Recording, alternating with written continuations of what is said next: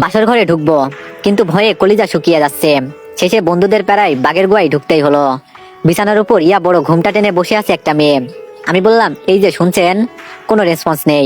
5 minute দাঁড়িয়ে থাকলাম, না সালাম করতেও নামালো না। টেবিলে গ্লাসে পানি ছিল, ভয়ে ভয়ে ঢকঢক করে মেরে দিলাম। আস্তে করে বিছানায় বসতেই বউ বলল, টেবিলে দুধ আছে, খেয়ে নেন। আমি বললাম, ও আমি তো ভাবছি পানি। ভয়ের চোটে স্বাদ বুঝতে পারিনি। খাইছি। ইরা বলল, একাই খাইছেন? বউকে দিতে হয় জানেন না?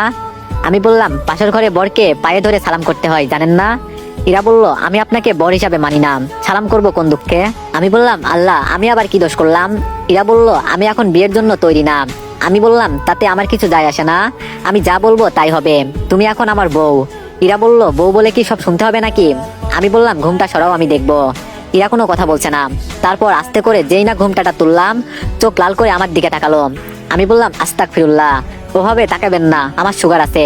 ইরা বলল, শোনেন, স্বামীর অধিকার একদম দেখাতে আসবেন না, নইলে। বলেই ভ্যানিটি ব্যাগ থেকে চাকু বের করে বলল, কেটে ফেলবো। বিছানা থেকে নেমে একটু বুকে থুতু দিলাম।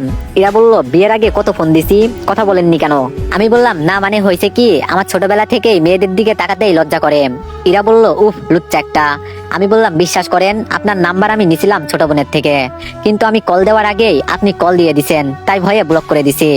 তারপরও কম্বলটা টেনে আস্তে করে ওপাশ ফিরে শুয়ে পড়লো। আমি বললাম, বিয়ের কাপড় চেঞ্জ করবেন না? এরা বলল, না লাগবে না। আমিও আস্তে আস্তে খাটে বসে কম্বলের নিচে ঢুকছি, ও ওপাশ ঘুরতেই চটপট নেমে দাঁড়িয়ে গেলাম। আমি বললাম, সমস্যা নেই, আপনি ঘুমান। 10 মিনিট পর আমি বললাম, বলছিলাম কি আপু, আমার না ঠান্ডা করছে, যদি একটু কৃপা করে কম্বলের নিচে ঢুকতে দিতেন। ইরা বলল, শোনেন, আমি জানি সাইফল নামের ছেলেগুলো লুচ্চা টাইপের হয়। আমি বললাম, বিশ্বাস করেন, আমার কোনো খারাপ মতলব নাই। ইরা বলল, বন্ধুরা কোনো বুদ্ধি দেয়নি তো? আমি বললাম, না মানে একটু দিছিল। এরা বলল, জানি জানি, তাই তো চাকু নিয়ে আসছি। আমি বুঝি না, শয়তান কি শুধু আমাদেরই বুদ্ধি দেয় নাকি মেয়েদেরও দেয়? না হলে ও এমন প্রিপারেশন নিয়ে কেন আসছে? আমার বিড়াল মারা বুঝি হলো না। আমি বললাম, আপু আমার না ঠান্ডা করছে, একটু কম্বলের নিচে ঢুকতে দেন না। এরা বলল, হাদারাম, ও পাশে শুইবেন, শোয়ার চেষ্টা করলে খারাপ কিছু হবে। আমি বললাম, জি জি। কিছুক্ষণ পর ইরা বলল, এই ওঠেন বলছি। আমি বললাম, কেন? ইরা বলল, ঘরে মশারি কেন আনছেন? নিশ্চয়ই আমাকে দিয়ে টাঙানোর জন্য আনছেন। আমি বললাম, এই রে ধরা খাইলাম। না না, কি বলেন? ইরা বলল, থাক আমি বুঝি সব, এখন মশারি টাঙাবেন নইলে। আমি বললাম, বুঝে গেছি, আর বলতে হবে না। ঘরে একটা মশাও নাই, তারপরও মশারি টাঙাতে হইল। কথাই আছে না, পরের জন্য খাদ খুঁড়িলে নিজেই সেই খাদে পড়তে হয়। তারপর শুইলাম, কিন্তু বিছানার ও পাশে, আমি এ পাশে, মাঝখান দিয়ে হাওয়া ঢুকছে, কাছে যাওয়ারও সাহস পাই না। একটু কাছে যেতেই ইরা বলল, খবরদার কাছে আসলে কিন্তু। আমি বললাম, ঠান্ডা লাগছে তো। ইরা বলল, লাগুক, কাছে আসবেন না। আমি বললাম, এভাবে কি আর ঘুম ধরে? রাত 1টার উপরে বাজে, লাইট জ্বলছে, বন্ধুরা ভাবছে হয়তো আমি এখনই দেশ স্বাধীন করে ফেলেছি, কিন্তু এখানে আমি নিজেই পরাধীন হয়ে আছি। সাতচন্নির মনে একটুও দয়া মায়া নেই। আধা ঘন্টা পর ও ঘুমিয়ে গেছে। এই যে ইরাবতী, এই যে গায়ে ধাক্কা দিলাম না, ঘুমের দেশে চলে গেছে। কাছে গিয়ে একটু জড়িয়ে ধরলাম, আহ কি উষ্ণতা! ওর পায়ের সাথে আমার পা লাগিয়ে রাখলাম, সব ঠান্ডা চলে গেল। কি নিষ্পাপ চেহারা, কত মায়াবী! কিন্তু ওর বান্ধবীরা ওর মনে ভয় ঢুকাই দিছে, তাই অমন করলো। যাই হোক, ওর ভয় আগে ভাঙাতে হবে, তারপর না হয় অন্য কিছু। সকালে অনেক ঠান্ডা পড়ছে, ও আগে ঘুম থেকে উঠলো। এই ছাড়েন বলছি, ছাড়েন, চিমটি দিচ্ছে। আমার ঘুম ভেঙে গেল। কি হয়েছে? ইরা বলল, কাছে আসতে না না করছিলাম। আমি বললাম, 3বার কবুল বলে বিয়ে করছি, আমার বউ আমি ধরবো না তো কে ধরবে? ইরা বলল, দাঁড়ান, আপনার আব্বুর কাছে যদি বিচার না দিই আজকে। আমি বললাম, লে হালুয়া, মান সম্মান বুঝি সব নিলামে তুলছে। ইরা গোসল করতে ওয়াশরুমে ঢুকলো, আর এইদিকে আমার সুগার বাড়ছে। ইরা বলল, যান গোসল করে নেন, খিদে লাগছে। আমি বললাম, না, এই ঠান্ডায় গোসল করা যাবে না। ইরা চুপচাপ ওয়াশরুমে গিয়ে বালতি নিয়ে পানি আনলো। ইরা বলল, যাবেন নাকি পানি ঢালবো?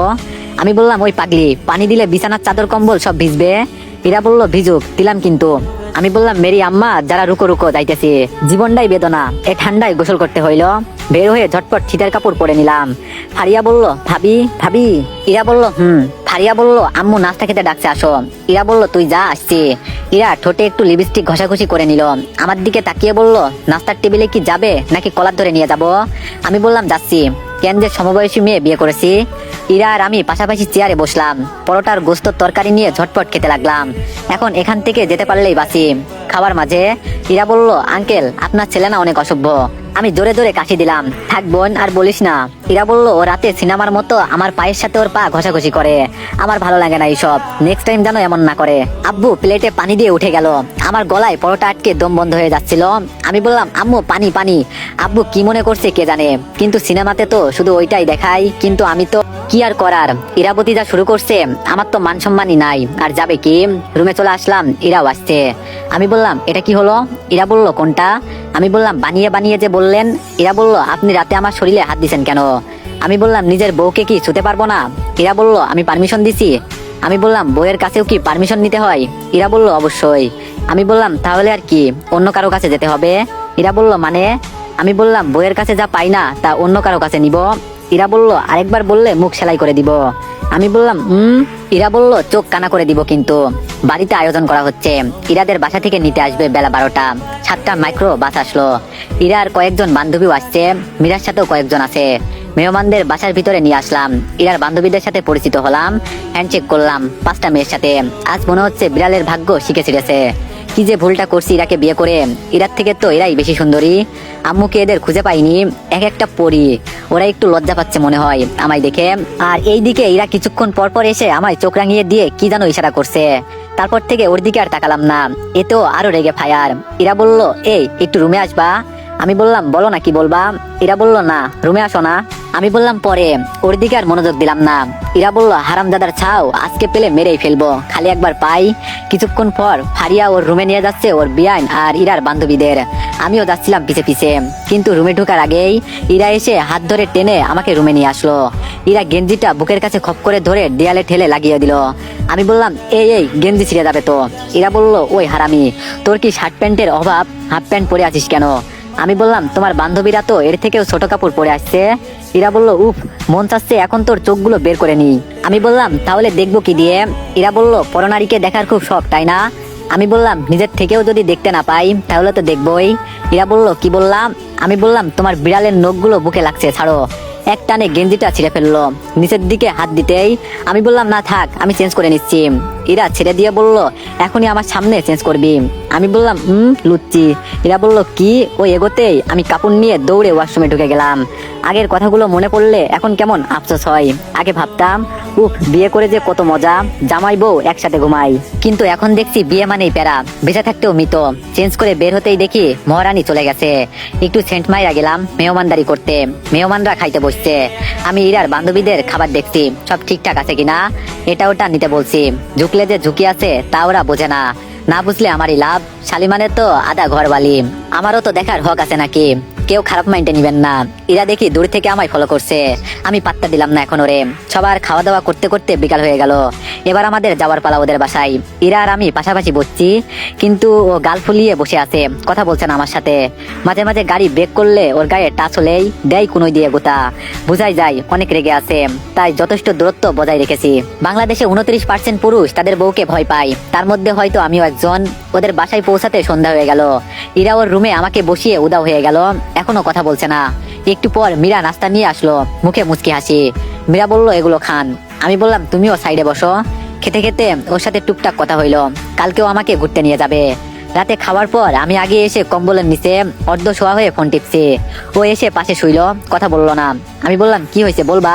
ইরা নিশ্চুপ। আমি বললাম, শুইতে শুইতেই কি ঘুমাই গেছো? হাত দিয়ে ধরতে আরো ও পাশে সরে গেল। আবার ধরলাম। ইরা ধাঁধালো কণ্ঠে বলল, একদম ছুবেন নামাই।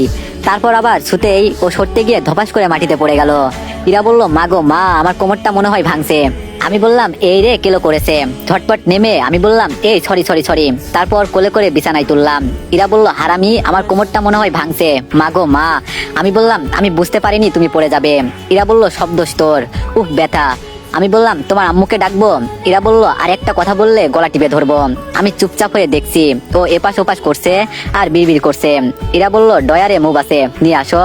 আমি বললাম, ঝটপট নিয়ে আসলাম। আমি বললাম, উপর হয়ে শোও। ইরা বলল, খবরদার, বদমাইশি করলে কিন্তু মেরে ফেলবো। আমি বললাম, আল্লাহ আল্লাহ, কি বলো? পিঠের কাপড়টা একটু সরাবো?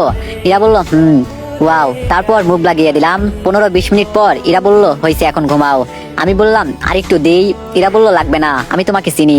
আমি বললাম এমনি অনেক কিছু পেয়েছি আজকে, এখন ঘুমাই। মাঝরাতে ও কি যেন একটা স্বপ্ন দেখে প্রচন্ড ভয়ে লাফিয়ে জেগে উঠলো। ভয়ে ওর গা কেঁপে ঘাম দিচ্ছিল। আমি ওর ভয়টা কাটানোর জন্য দ্রুত ওকে জড়িয়ে ধরে মাথায় হাত বুলিয়ে দিতে শুরু করলাম। ইরা এক ঝটকায় আমাকে ছাড়িয়ে নিয়ে বলল, তোমার খালি এইসব মতলব, সুযোগ পাইছো আর জড়িয়ে ধরা লাগবে, ঠিক না কিন্তু। আমি রোবটের মতো বসে রইলাম, ও ওপাশ ফিরে শুয়ে পড়লো। জীবনটাই বেদনা, কি আর করার। তারপর মনের দুঃখে বিয়ের গোষ্ঠী উদ্ধার করলাম। আমার এই শয়তানে লাড়া দিছিল যে এমন একটা মেয়েকে বিয়ে করছি।